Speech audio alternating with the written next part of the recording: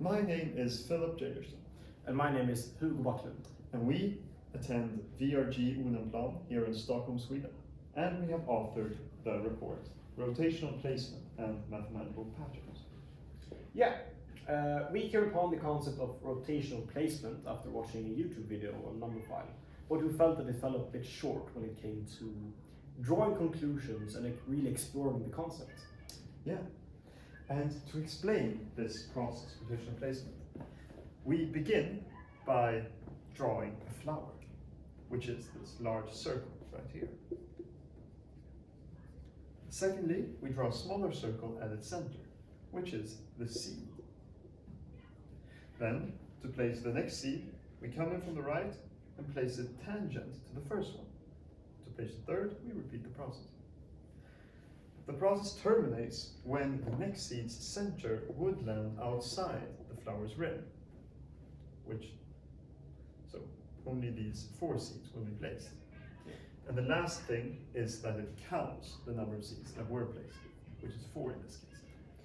But Philip, there is no rotation in this rotational placement. Right. But what happens if you introduce a rotation? Okay. Well, this happens.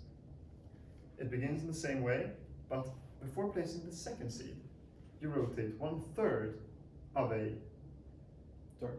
Exactly. And then you do the same. And in the end, 3 distinct spokes emerge from the center.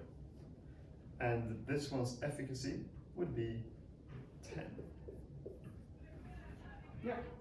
But how do we compare these different flowers that we have generated? We can see that they have different amounts of seeds, but we need something more practical so that we can compare more flowers to each other. And to do that, we introduce a heat map. A heat map works so that the corresponding numerator and denominator decides the position of the pixel that will be drawn. And for the first flower, there's 1/1. It will be located here. And the second flower, 1/3, will be located just over here, with 1/2 in the middle.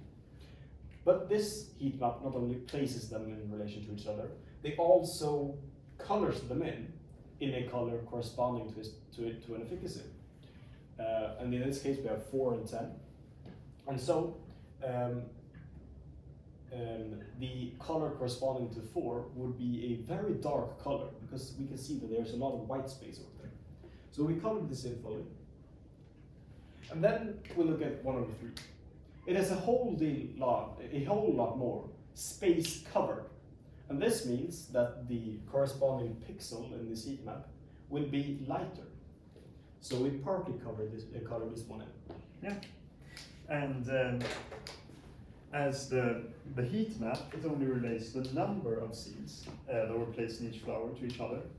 We decided to make a second graph too, showing the amount of seeds, but in this case for a specific rotation, but rather with the variable being the flower radius.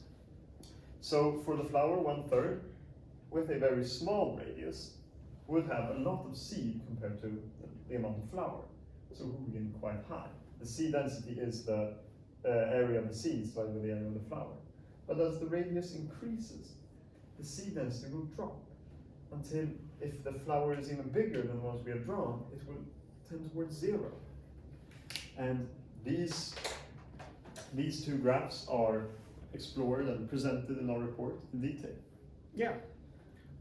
Together with a whole lot more different conclusions, new questions arisen, etc.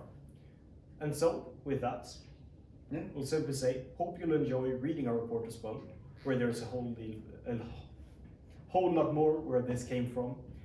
And thank you for watching. Yeah, thank you for watching.